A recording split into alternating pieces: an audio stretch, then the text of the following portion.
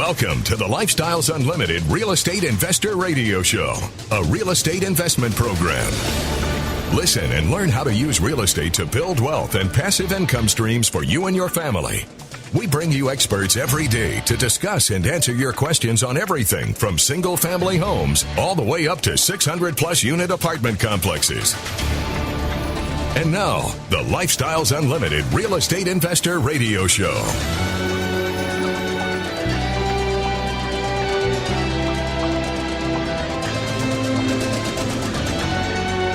Welcome to the show.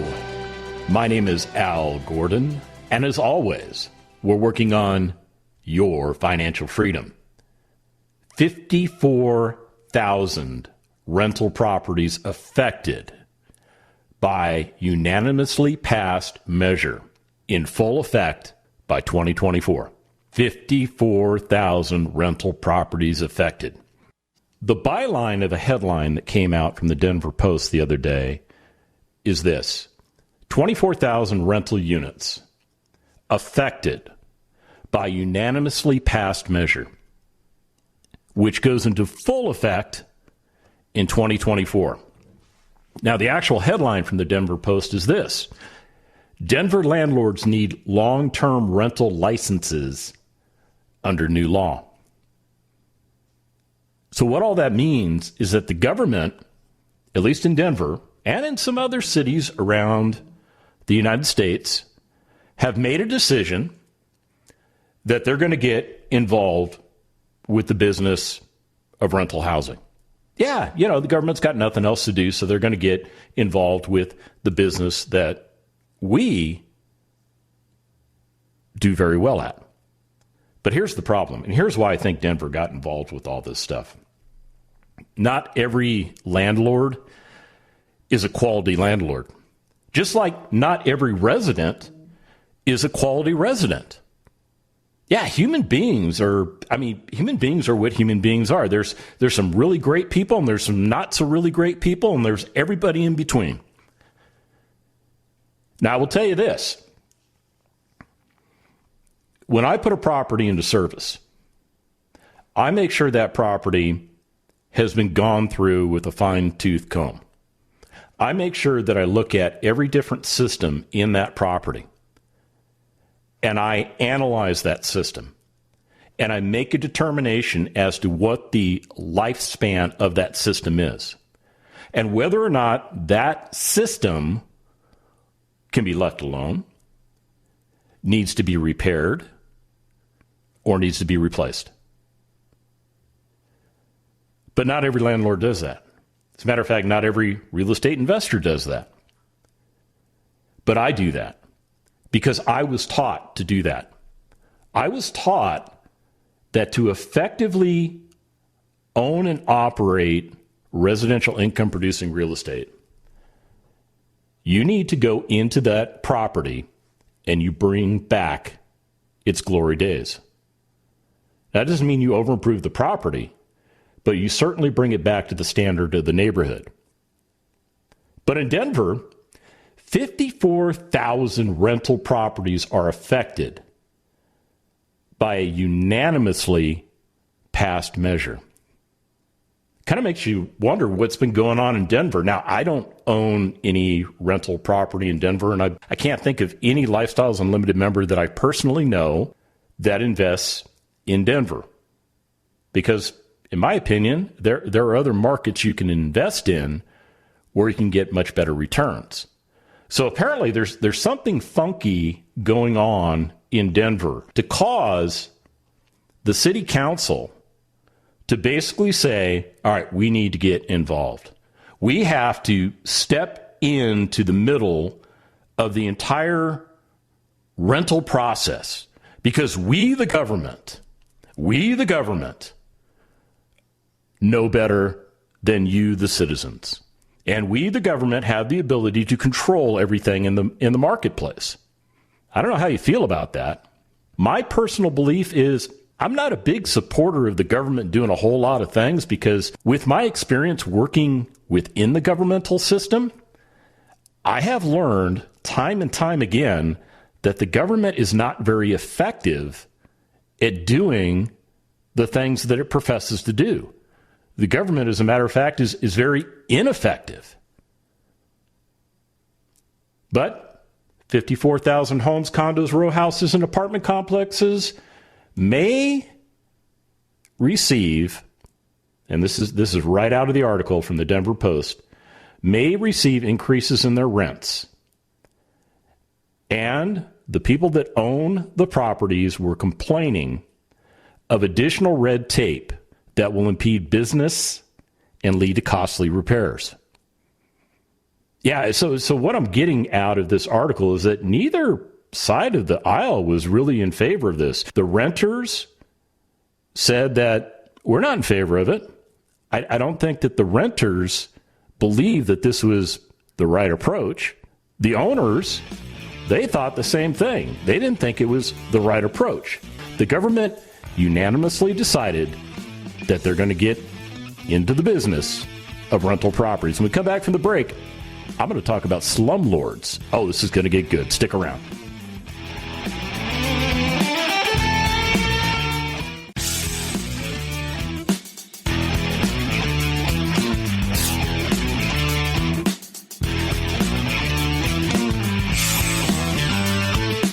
We're back with the Lifestyles Unlimited Real Estate Investor Radio Show. We're here to answer your questions and help you become financially free. Welcome back to the show. All right, so I was talking about what Denver recently did, and they've actually followed behind a couple of other cities that have done the same thing. And these are cities that don't tend to be very landlord friendly.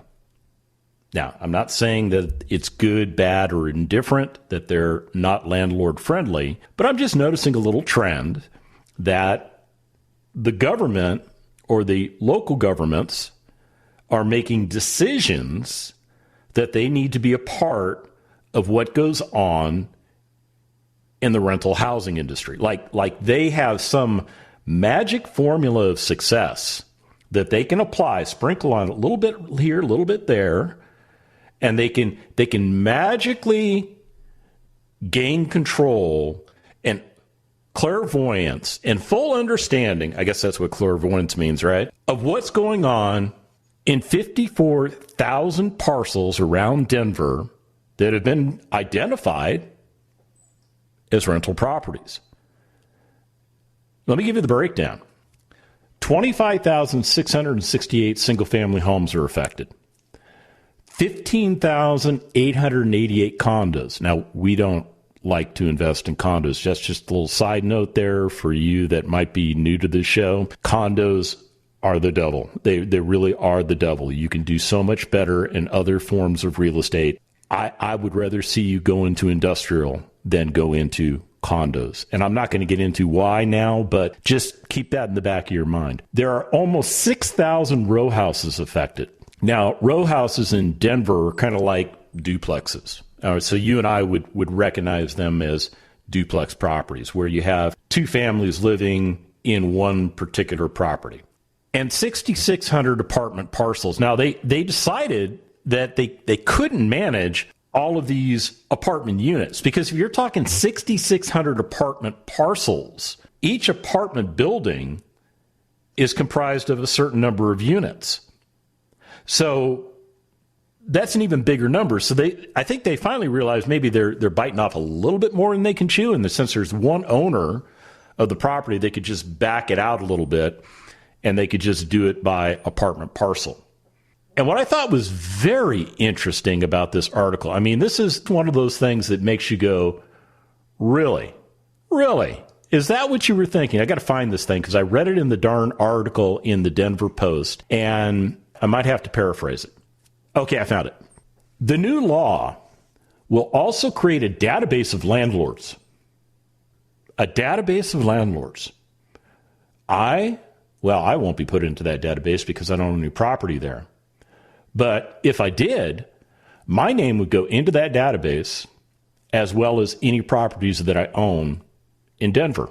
And according to the powers that be, they said this will enable city officials to track available housing stock. and communicate with property owners and residents, they use the word tenants, about rental and utility assistance efforts. Let me reread that because I want you to understand the official statement that's being released in the press here. The new law will also create a database of landlords and their properties, and this will enable city officials to track available housing stock and communicate with property owners and tenants, I like to call them residents, about rental and utility assistance efforts. Okay, so I guess what they're going to do here is the plan is they're going to charge $50 per property for the license in order to do the business that you're already doing in Denver if you own property there. And they're going to charge $500 for properties with more than 250 units. Yeah, so if I own one house, it's a $50 hit. But if I own an entire apartment community of 250 units, that's about $2 per unit. I don't see where that works out in anybody's favor. It's not that much easier to manage a 250 unit apartment community than it is a single family home. It's a little more complex.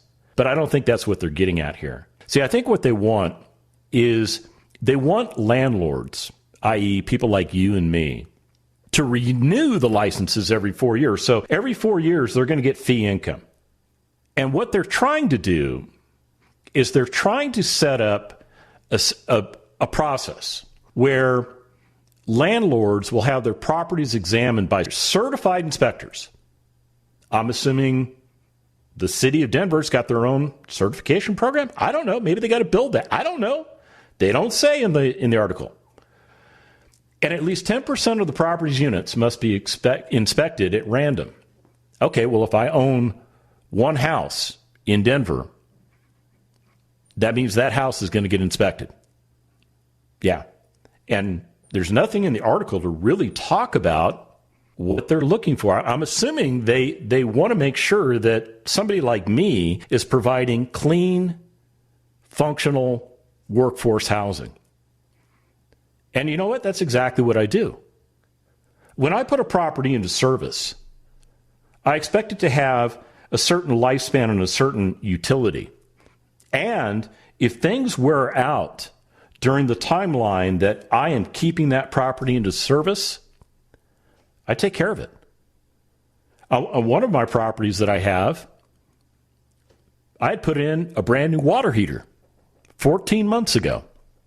Well, my resident called me up after the big freeze that hit Texas and said, hey, there's a problem with the water heater. And I said, oh, well, let's get right on that. So I sent my guys back out there. It turns out the water heater was still under warranty, but the parts and labor piece, well, that ended at the end of 12 months. I was in the 14th month, so I had to pay for the labor to put another water heater into that property. Now, there was an expense associated with me doing that. And, it is what it is. But I promised my resident that I was going to provide her with clean, functional workforce housing. And I absolutely mean it. Just as much as I mean it that when we sign a lease together and I tell them, your rent is due on the 1st. It's not due on the 3rd. It's not due on the 15th. It's not due when you get around to it. It's due on the 1st. Because this is a business. I operate this as a business. And as a result of operating it as a business, I have a business relationship with you. I will do all the things that I said that I will do. I just need you to do the things that you said you will do. And you know what? I've got a relationship with my residents. I see eye to eye with them. I treat them as responsible human beings, and I will continue to treat them as responsible human beings until they prove otherwise.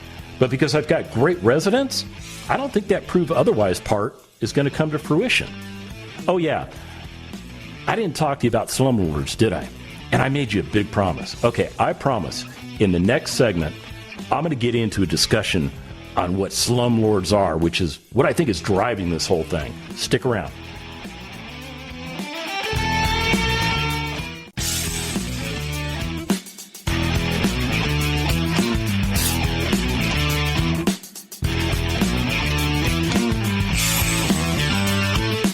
Welcome back to the Lifestyles Unlimited Real Estate Investor Radio Show.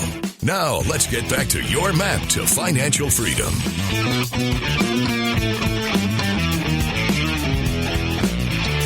Welcome back to the show. You know, I love government. Government tries so hard to do things that they think the populace needs. And sometimes they do things that they do for political motivation or other reasons. Now, Denver just passed basically a city ordinance that says if you own rental property, by 2022, you've got to be licensed. And then every 4 years, you have to renew that license. And as part of that licensing process, the city's going to come to your property and inspect your property.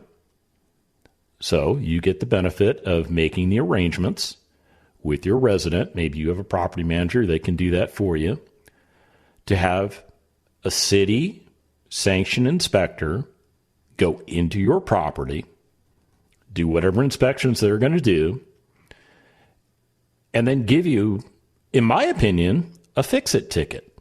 Yeah, I think that's what they're going to do, because the article doesn't talk about the process. It just talks about the fact that they're going to do it. They've done it. They've said this is the way business will be going forward. But they didn't elaborate on the process. Only that by 2022, we'll have the initial licensing in place. So this is not a ready-to-go endeavor on behalf of the city of Denver. It's not. It's something that they probably cooked up within the staff in the city council and based on whoever was lobbying them. And, you know, even when the community came out and said, on both sides of the rental contract, by the way, hey, we don't think this is a good idea, the government said, we know better, and this shall be law. And it's law now. So I hope Denver does well with it. I hope whatever they intend to do with this program comes to fruition. I really do. I don't wish ill will on anybody or anything. I really don't. I just get frustrated with some of the things that government does, probably because I spent the majority of my life working within government systems. I mean, I spent 27 years in the United States Army. I mean, that's the government, right? The military version, but it's the government. And then when I left the Army and I went to work for a local municipality, I spent a little over 3 years there watching them create ordinances and laws like this. And I would just shake my head because everything was like carefully orchestrated behind the scenes, and it seemed like it just was pounced on the public. Well, the public is too busy doing what the public does, so the public doesn't necessarily come to any of these meetings. The few people that do come to these meetings, maybe they're not the best spokespersons. Maybe they are. I don't know.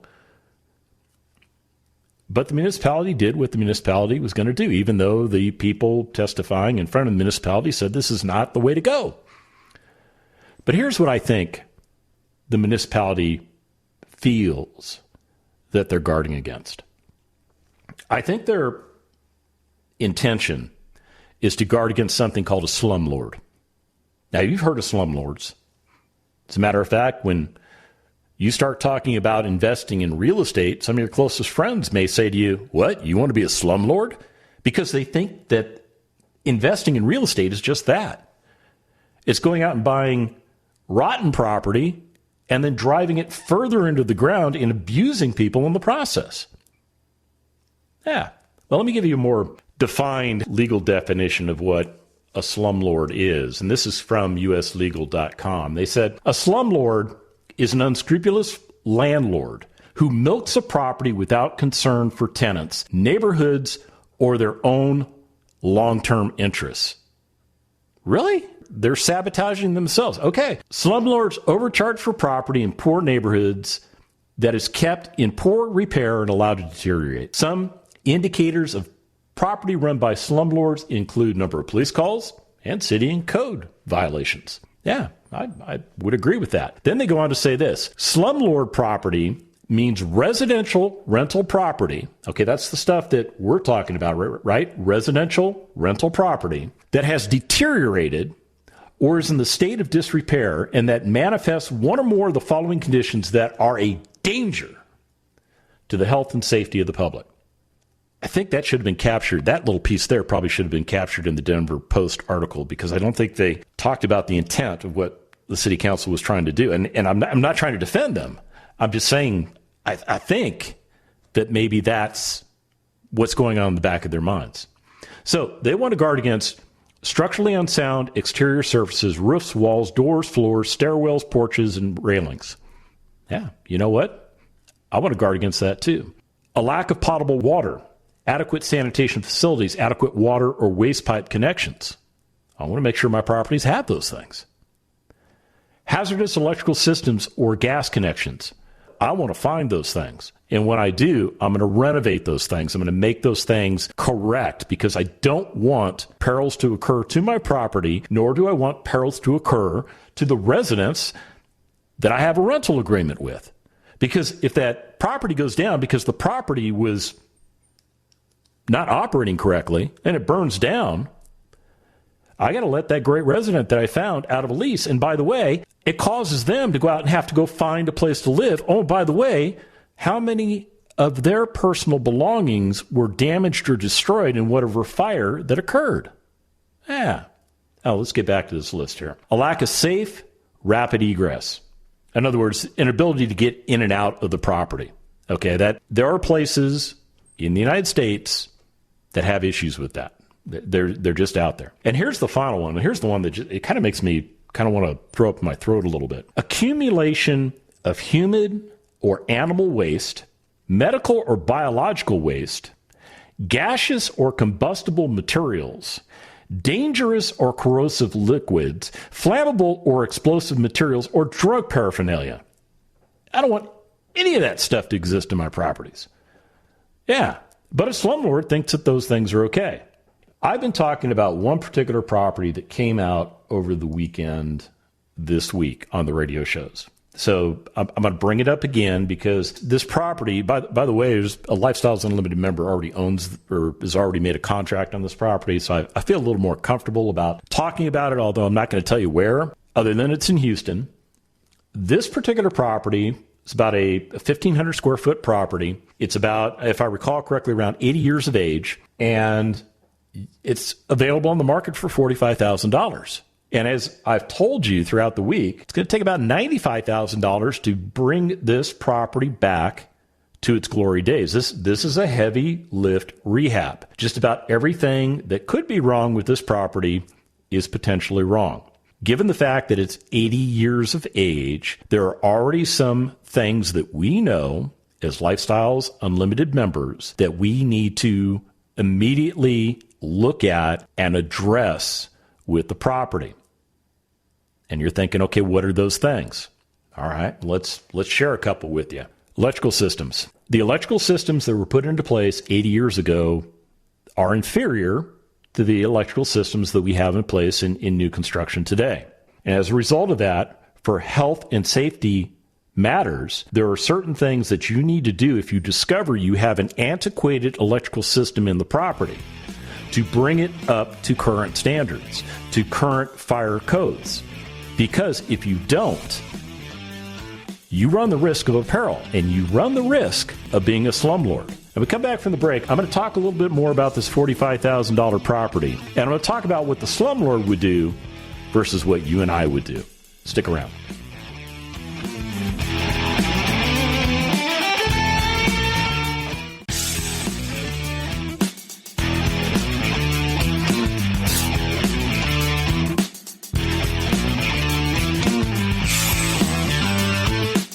Warning. Listening to the Lifestyles Unlimited Real Estate Investor Radio Show will change your life. We will teach you how to create wealth and passive income so you can be financially free. And now, back to your host. Welcome back to the show.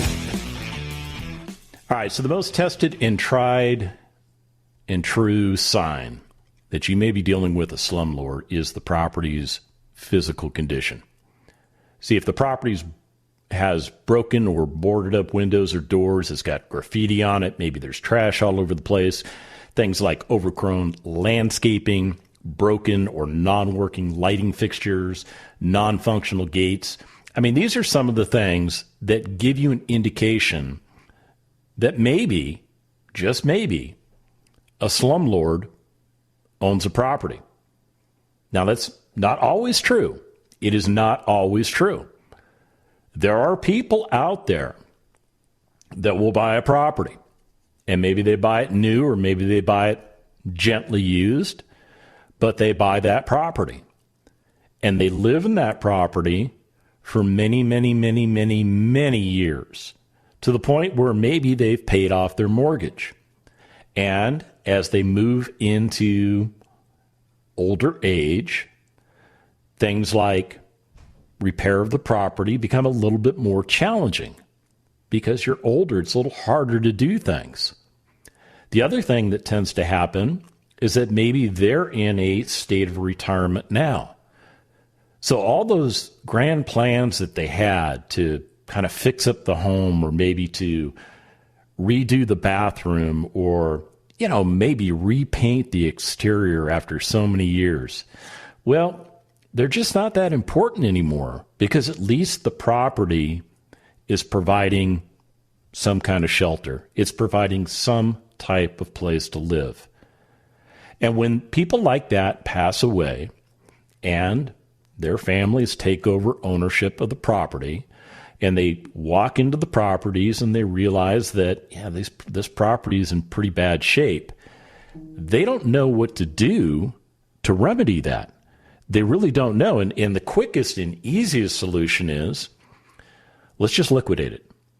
Let's not take a bunch of our money and put it into fixing this property up, because we don't even know what the property would be worth. As a matter of fact, we don't have any experience or any knowledge in how to renovate the property or what that's going to cost. We don't even know if we could bring it up to its glory days within a certain budget. As a matter of fact, we don't have time. We don't know how to do any of this stuff. So they decide to sell the property. And this is where you and I come in. As real estate investors, we identify this property and we realize it has a lot of potential. And we also know that if a slumlord came in and acquired this particular property, they're just going to run it into the ground. They're going to do everything that they can to squeeze whatever they can out of that property and continue to drive it into the ground even farther, because they don't care. They really don't care. So let's get back to that property that I've been talking about all week. This is about a 1,500 square foot property. It's in the greater Houston area. It has an after repair value of $155,000, meaning when this property is all fixed up, when it's brought back to its glory days without over improving it, it is worth $155,000 in today's marketplace. The property was purchased for $45,000. That's what the asking price was. I know that it was put under contract for $45,000 because that's what was being asked. And this thing, it's going to take about $95,000 to do everything necessary to bring this property back. This thing has been driven into the ground.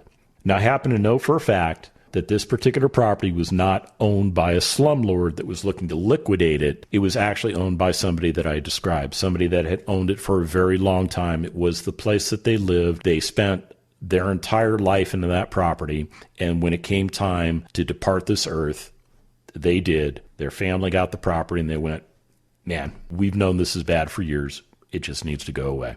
That's the backstory. So let's talk about the two paths that you can go by. First, there's the path of the slumlord. Let's talk about it as if we're going to do this the way a slumlord would do this. I mean, the first thing that we need to do is we need to realize that we're not going to fix anything. It is as is. That property is as is. If that elderly person that passed away in there could live there just fine, then whoever I put into that property, well, they can live just fine there too. That's right. So I'm not fixing anything up. As a matter of fact, if they want anything to be fixed, well, I'm going to give them a break on the rent. So if they think it needs to be fixed, they need to fix it. Yeah, I'm going to push it all onto them because I don't want to deal with any of the stuff. As a matter of fact, What I'm really looking for, I'm looking for somebody with a big bundle of cash. I want somebody to come in here and like prepay me rent, 6 months worth of rent up front. That would be a good starting point. As a matter of fact, if I could find somebody to pay me a whole year's worth of rent, man, that's even better because now I've got all cash in my hands and they can do whatever they want in that property. I don't care. See, that kind of slumlord is looking to do business with illegal people. And I don't mean people that have crossed into the United States illegal. That's not what I'm talking about. I'm talking about truly illegal people, people that live their lives by continually breaking the laws of this land. Like people like drug dealers. These are nasty people. And the reason they would rent a place like this is because they need a base of operations and maybe a place to crash when they got too high or whatever they're doing. And they don't care about the condition of the property. As a matter of fact, they're just going to continue to abuse the property because they just gave you a wad of cash up front. They got 6 months, maybe a year without you even bothering them. And at the end of whatever that lease period is, because you're not going to sign a formal lease. No, those bad people don't want their name on anything. So it's a handshake deal. And that slumlord, well, that slumlord likes that too, because the slumlord is now flying under the radar with the IRS because they're working with pure cash, because they're not putting that cash into any bank accounts or anything. It's going to their pocket. They're basically going to tell the IRS they never made any money on that property. They never rented out. As a matter of fact, the people that lived there, they were deadbeats. They were deadbeats. I told them to move, and they wouldn't move out. Meanwhile, you got this big pile of cash burning a hole in your pocket. And you went out and you bought that property for $45,000 as a slumlord. Maybe you found a lender that was willing to have you put $9,000 down, and you would take out a mortgage for the rest. At least you'd have a mortgage on the property, right?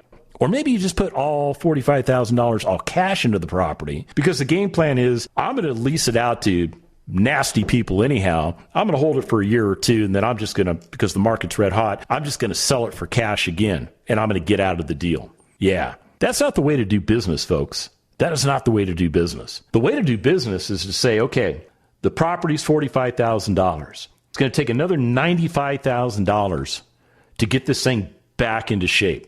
All in, I'm at $135,000 to do all of the things that I need to do. But the property is worth $155,000. So there's equity to be captured in this deal.